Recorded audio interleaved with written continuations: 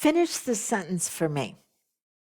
Dysfunctional givers attract fill in the blank. And if you came up with dysfunctional takers, you are correct. Now, in just a moment, I'm going to share a story with you that came from one of my clients, but we've all lived it, where one thing went wrong in the day and then it just seemed to absolutely snowball and avalanche from there. But while I'm sharing it, I want you to keep this in mind, that when someone is feeling disordered, dysregulated, dysfunctional, and they have other people in their environment, well, there's only one of three things that can happen.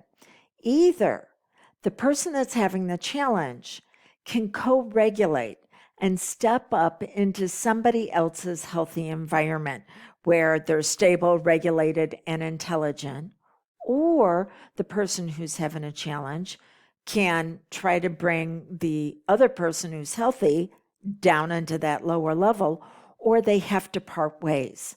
You cannot keep someone who is dysfunctional and someone who's intelligent in the same space and place. One of them's going to have to leave. Dysregulated and regulated are going to irritate each other, and disordered and stable, they're not even going to want to look at each other. Okay. So just keep that in mind as I talk about how days can snowball. So my client was telling me about one of her toxic triggers. Right now, my clients are going through a program called VISTA, Vision, Inspiration, Strategies, Tactics, and Achievement through Accountability. One of the exercises is looking at toxic triggers and preloading behaviors. I'm going to explain that in just a moment. So what happened was she took her kids to school. The line was longer than usual, and now she is going to be late for a very significant meeting. Okay, so she gets there, and keep in mind, things were out of order, disorder. That's the first thing where we can begin to spiral down. Now she's feeling dysregulated, and so her system is off. She's needing to do something to soothe it. So there are two meetings back to back. She's late for the first one that she had to be at. The second one, she didn't need to be there, but she decides to step into overperformance. We're talking about toxic triggers here. She decides to step into overperformance and hang out at the second one. Well, her hanging out at the second one causes her to miss another meeting that she had completely forgotten about because she couldn't access the areas of her brain that held intelligence. When she went disordered, we go into survival thinking then, unless we stabilize ourselves. And she completely forgot about this other meeting, and she misses it, and the day just gets worse from there. We've all done it, right? One of my mentors told me, Dawn, your ability not just to achieve success, but to keep success is going to be dependent upon how stable you can stay whenever everything is telling you to dysregulate and go dysfunctional. Now, I've talked about before different techniques because to stabilize yourselves, you have to do what's known as bottom up. It's the breathing. It's movement to shake off some of the stress that you've been experiencing. It's making sure that you're drinking water to hydrate your brain because the outer level is the first thing that's going to dehydrate, and that's where we keep our intelligence. Okay. So what is it that you can do that when you begin to notice things are getting disordered and you want to stop it from going any further? Or maybe they are dysregulated and you're like, okay, what is it that I can do to gain my footing? Or you've gone dysfunctional. Because when you go dysfunctional, you take it personal. And that is when you have a tendency to overperform. And that's when you give too much. And when you give too much, the people in your environment that are healthy can say, hey, come on up and co-regulate in my area. But because of your programming and conditioning, you won't be able to recognize it. And now you are open to manipulation. Somebody coming along and using the fact that you want to overgive and you want to overperform, that they're going to use that for their benefit at your expense. Okay, so what is it that we need to do to prepare for that? We want to look at what's known as preloading behaviors. Again, I'm just giving you a little bit of insight in the program that I've got going on right now. If you want to get more information on Vista to where it's completely customized to you and your toxic triggers and preloading behaviors, go to dawnlandrum.com, click on the Vista tab, and you will see what's offered there. I only offer it this time of year. Okay. So the first thing that you want to do on toxic triggers is you want to say, okay, where am I attracted to overperforming? Where am I attracted to giving too much? What's going to be the preloading behavior? And preloading behavior are simply the events that lead up to you giving too much. I got a puppy I've shared with you. He is 6 months. He's a large breed. He's what's called a Saint Dane. He's a cross between a Saint Bernard and a Great Dane.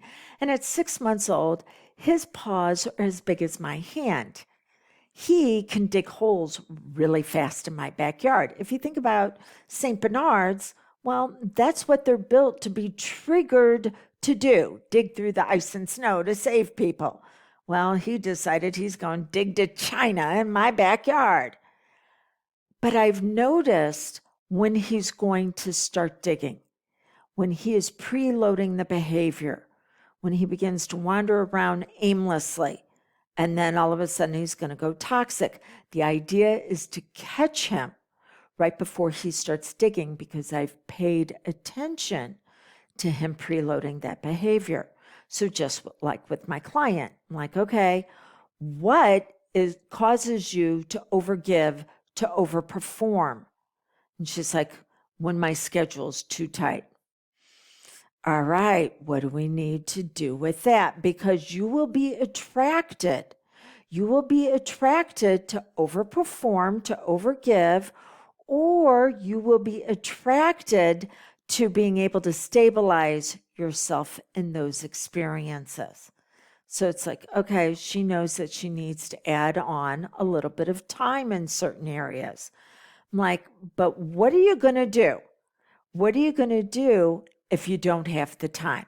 And she's like, well, wow, I want to pat myself on the back because when I realized I was going to be late to the meeting, I was actually able to keep myself stable and reach out to someone who was going to be there and say, could you fill in for me for the first few minutes?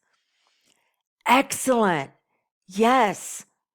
Like, but then you still had a tendency towards the end of the meeting to feel shame, not guilt. Now, what's the difference between shame and guilt? Guilt says we have violated one of our values.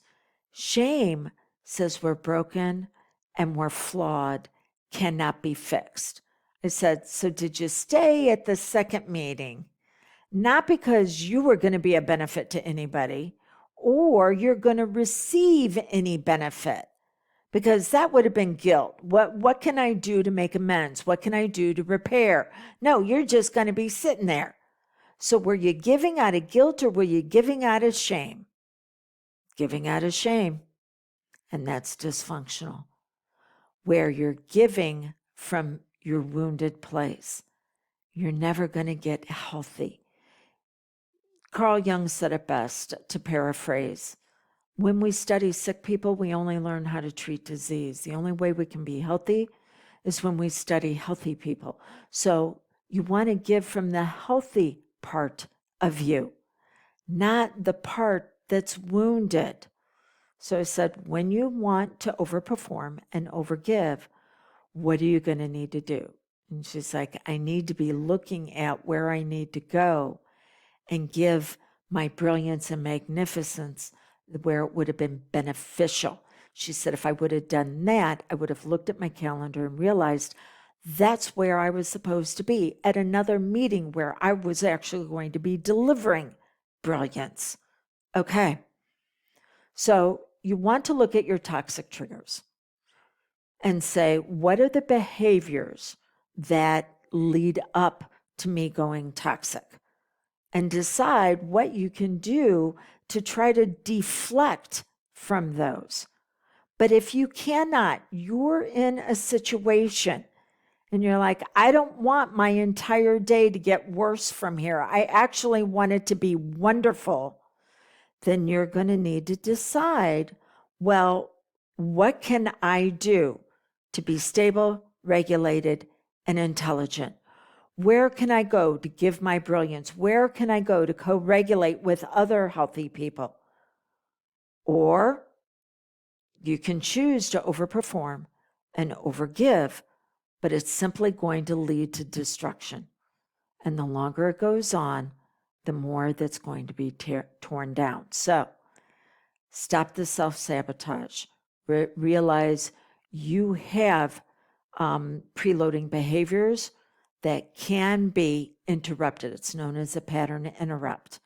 But if it's too late, you're already in it, then decide how you're going to design the rest of your day from there by looking at the environment you can put yourself in that's going to bring out your intelligence as quick as possible.